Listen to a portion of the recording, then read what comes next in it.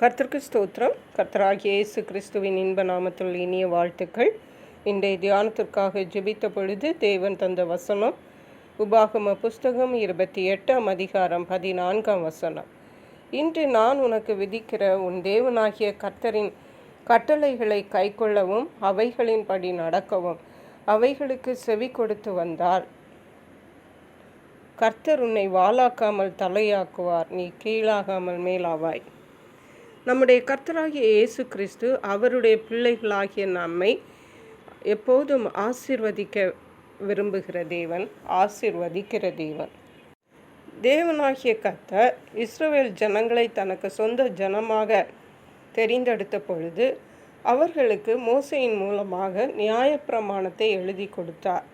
இந்த உலக வாழ்விலே எப்படி வாழ வேண்டும், என்னென்ன காரியங்கள் செய்யக்கூடாது, என்னென்ன காரியங்கள் செய்யலாம் என்பதை தேவன் கற்பனைகளின் வடிவாக எழுதி கொடுத்தார். 10 கற்பனைகளை கொடுத்தார்.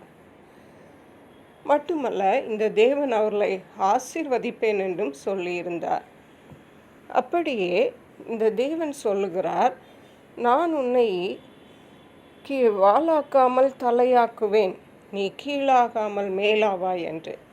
எவ்வளவு பெரிய அழகான சந்தோஷமான ஆசீர்வாதம்! கேட்கிறதற்கே அது ஒரு மகிழ்ச்சியாகத்தான் இருக்கிறது. நாம் ஒருவர் கூட நாம் கீழாக வேண்டுமென்றோ வாளாக இருக்க வேண்டுமென்றோ விரும்பவே மாட்டோம். மாறாக நாம் பெரியவர்களாக இருக்க வேண்டும், ஆசீர்வாதமாக இருக்க வேண்டும், தலையாக இருக்க வேண்டும், மேலானவர்களாக இருக்க வேண்டும் என்பதையே விரும்புவோம். தேவனாலே நம்மை மேலாக்க முடியும், தேவனாலே நம்மை தலையாக்க முடியும். நாம் தேவனுடைய பிள்ளைகளானால் நாம் ஏன் இன்னும் மேலானவர்களாக இல்லை, நாம் ஏன் தலையானவர்களாக இல்லை? ஏனென்றால் தேவனுடைய ஆசீர்வாதங்களெல்லாம் அதாவது நிபந்தனைகளுக்கு உட்பட்டவைகள். இங்கே இந்த வசனத்தின் முதல் பாகம் சொல்லுகிறது, இன்று நான் உனக்கு விதிக்கிற உன் தேவனாகிய கர்த்தரின் கட்டளைகளை கைக்கொள்ளவும் அவைகளின்படி நடக்கவும் அவைகளுக்கு செவி கொடுத்து வந்தால், அதாவது கர்த்தர் நமக்கு கொடுத்திருக்கிற கற்பனைகளின்படி நடந்தால், கீழ்ப்படிந்தால்தான் தேவன் நம்மை கீழாக்காமல் மேலாக்குவார், வாளாக்காமல் தலையாக்குவார். ஹல்லேலூயா.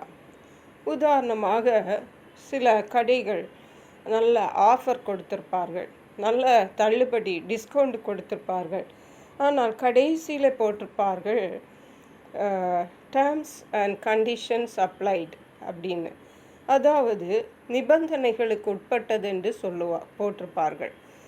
அந்த நிபந்தனைகளை நாம் பூர்த்தி செய்தால்தான் அந்த தள்ளுபடியை நாம் பெற்றுக்கொள்ள முடியும்.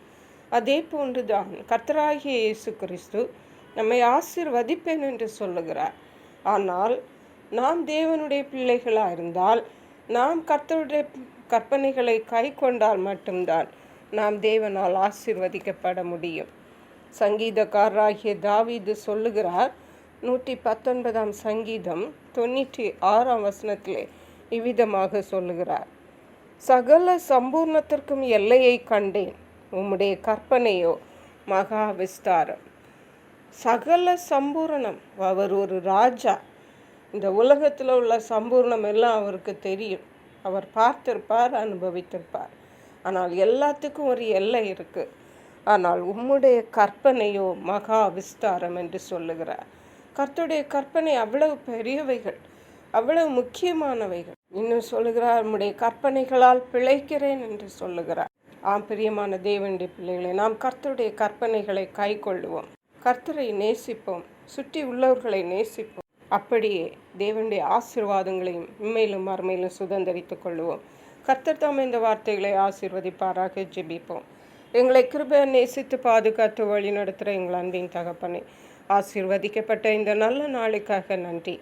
இந்த நாளிலும் கர்த்தருடைய கற்பனைகளை கை கொள்ளும் பொழுது நாங்கள் கீழாகாமல் மேலாவோம், வாளாகாமல் தலையாகவும் என்று சொன்னது போல கர்த்தருடைய கற்பனைகளை கை கொண்டு வாழ வேண்டிய கிருபைகளை எங்கள் ஒவ்வொருவருக்கும் தாருங்க. நன்றி பரிசுத்த ஆவியானவரே. துதி கன மகிமை மக்கே செலுத்துகிறோம். மீட்பர் ரட்சகருமாய் இயேசு கிறிஸ்துவின் இன்ப நாமத்தில் ஜெபிக்கிறோம் எங்கள் அன்புள்ள பரமபிதாவே. ஆமென். God bless you.